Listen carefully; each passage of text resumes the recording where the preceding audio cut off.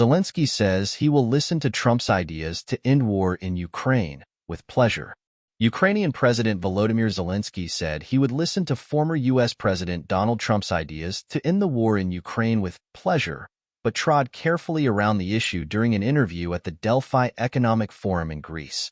The embattled Ukrainian leader's remarks came after reports that the Republican presidential candidate reportedly said if he were to be re-elected, he would pressure Ukraine into a peace deal with Russia that would see Kyiv cede territory in the process.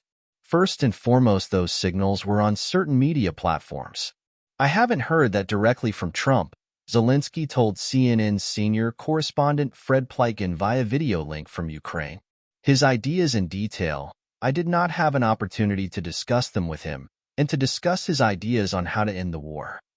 Zelensky continued, if I have such an opportunity, one will with pleasure listen to them, and then we can discuss the topic.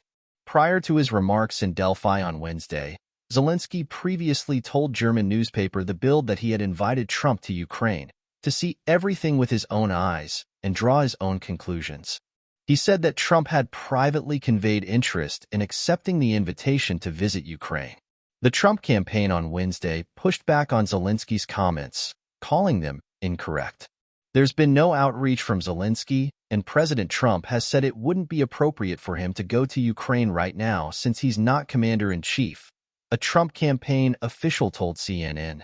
The Ukrainian leader also used the Economic Forum to call on allies to be realists rather than pessimists when asked by Pleitgen about Ukraine's lengthy wait times for Western weaponry production and mobilization as its forces are being pushed back at the moment.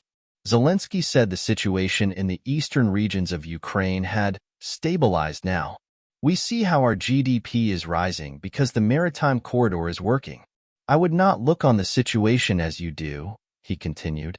We are at war and the enemy is serious, but let's be realists and not pessimists. He added, once we have weapons and concrete steps from Putin's partners, we will break Putin's backbone. Also during his address at the forum, Zelensky pointed to Russia's renewed usage of aerial bombs as one of Russian President Vladimir Putin's major bets to turn the tide of the war. Now Russia begins hitting Kharkiv with aerial bombs. These are special guided bombs that destroy everything within hundreds of meters, Zelensky explained, calling it the last of Putin's effective bets in this war. He said Putin's bet is on terror, and that the Russian leader thinks he will turn the situation in his favor with these bombs that ruin any building.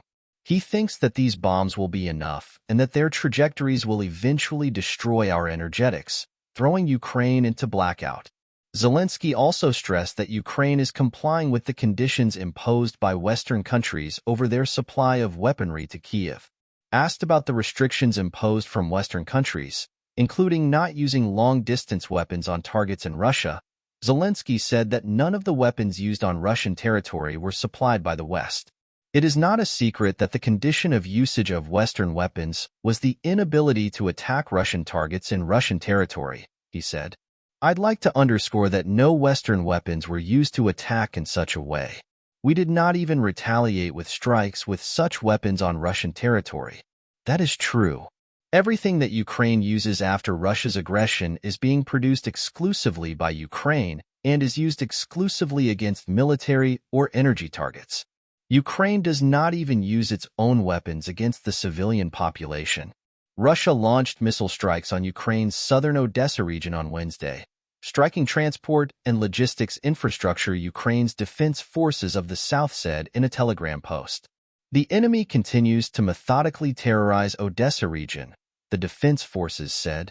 No information is currently available on casualties, and the extent of the damage is being clarified. The Ukrainian state railway company, Ukrzaliznytsia, said in a Telegram post that 2 railway workers were injured and hospitalized during attacks on Odessa Wednesday morning. The latest attacks on Odessa follow a wave of drone attacks on southern Ukraine overnight, with 12 drones destroyed in the Mykolaiv region. Russian forces targeted an energy facility, causing a fire that has now been contained, the defense forces said on Telegram. The attack on southern Ukraine's infrastructure caused power outages in the Kherson region, Oleksandr Prokudin, head of Kherson Region Military Administration, said in a Telegram post. Restoration works are underway to restore power to the Kherson and Mykolaiv regions, Ukraine's state energy company Ukrenergo said.